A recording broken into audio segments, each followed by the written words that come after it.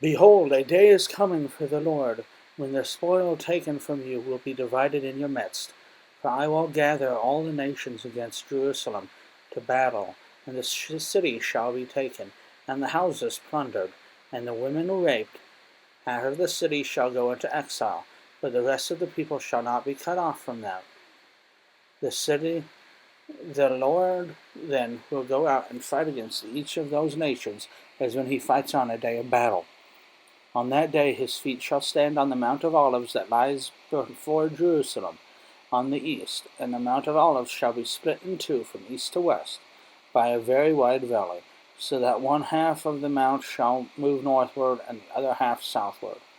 And you shall flee to the valley of my mountains, for the valley of the mountains shall reach to Azal, and you shall flee as you fled from the earthquake in the day of Uzziah the king of Judah. Then the Lord my God will come, and all the holy ones with him. On that day there shall be no light, cold, or frost. And there shall be a unique day, which is known to the Lord, neither day nor night, but at evening time there shall be light. On the day living waters shall flow out from Jerusalem, half of them to the eastern sea, and half of them to the western sea. It shall continue in summer as in winter. And the Lord will be king over all the earth. On that day the Lord will be one, and his name one. The whole land shall be turned into a plain from Geba to Rimmon, south of Jerusalem.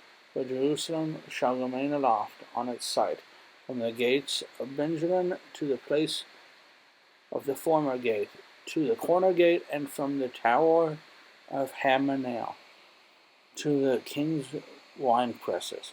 And it shall be inhabited, for there shall never again be a decree of utter destruction.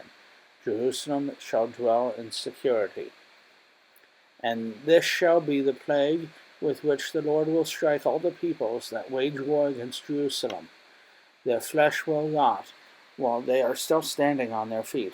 Their eyes will rot in their sockets, and their tongues will rot in their mouths. And on that day a great panic from the Lord shall fall on them, so that each will seize the hand of another, and the hand of the one shall be raised against the hand of the other. Even Judah will fight Jerusalem, and the wealth of all the surrounding nations shall be collected, gold, silver, and garments in great abundance. And a plague like the plagues shall fall on the horses, the mules, the camels, the donkeys, and whatever beasts may be in those camps. Then everyone who survives all of the nations that have come against Jerusalem shall go up after 1 year of worship, the King, the Lord of hosts, and to keep the Feast of Booths. And if any of the families of the earth do not go up to Jerusalem to worship the King, the Lord of hosts, there will be no rain on them. And if the family of Egypt does not go up and present themselves, then on them there shall be no rain. There shall be the plague with which the Lord afflicts the nations that do not go up to keep the Feast of Booths. There shall be the punishment of Egypt, and the punishment to all the nations that do not go up to keep the Feast of Booths. And on that day there shall be inscribed on the bells of the horses, Holy to the Lord. And the pots of the house of the Lord shall be as the booths before the altar.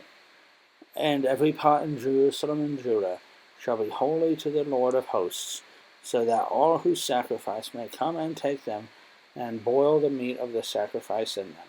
And there shall no longer be a traitor in the house of the Lord of hosts on that day.